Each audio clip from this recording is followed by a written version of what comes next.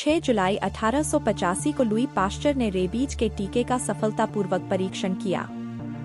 यह चिकित्सा विज्ञान में एक महत्वपूर्ण मील का पत्थर था, जिसने रेबीज जैसी घातक बीमारी के खिलाफ प्रभावी इलाज का मार्ग प्रशस्त किया।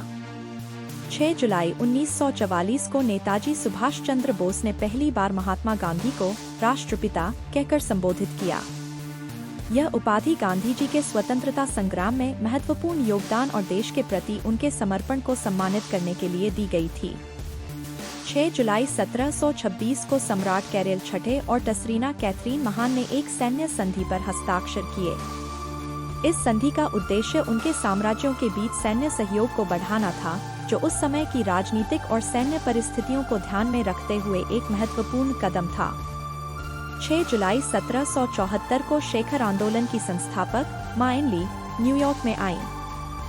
शेखर आंदोलन, जिसे United society of believers in Christ second appearing के नाम से भी जाना जाता है, एक धार्मिक समूह था जो सादगी, समुदाय और समानता पर जोर देता था।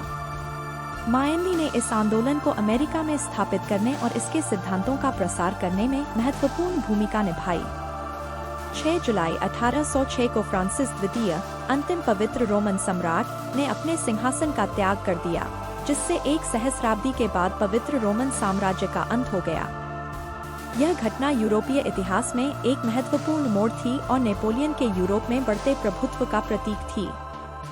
6 जुलाई 1819 को वर्मोंट में कप्तान एल्डन पार्ट्रिज द्वारा संयुक्त राज्य में पहली निजी सैन्य विद्यालय के रूप में नॉर्विच यूनिवर्सिटी की स्थापना की गई। नॉर्विच यूनिवर्सिटी ने सैन्य शिक्षा और प्रशिक्षण में एक नई दिशा प्रदान की और अमेरिकी सैन्य शिक्षा प्रणाली में महत्वपूर्ण योगदान दिया।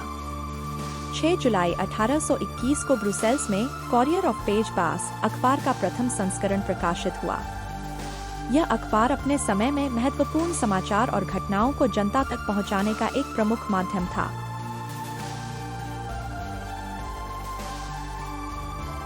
6 जुलाई 1906 को प्रमुख स्वतंत्रता सेनानी चित्तरंजन दास और अन्य कांग्रेसी नेताओं ने मिलकर वंदे मातरम समाचार पत्र का प्रकाशन प्रारंभ किया। इस समाचार पत्र ने भारतीय स्वतंत्रता संग्राम के दौरान लोगों में देशभक्ति और स्वतंत्रता की भावना को प्रोत्साहित करने में महत्वपूर्ण भूमिका निभाई। 6 जुलाई 1965 को भारतीय सेना पाकिस्तान की सीमा में दाखिल हुई। यह भारत और पाकिस्तान के बीच 1965 के युद्ध का एक महत्वपूर्ण हिस्सा था, जिसमें दोनों देशों के बीच कश्मीर क्षेत्र को लेकर गंभीर संघर्ष हुआ था।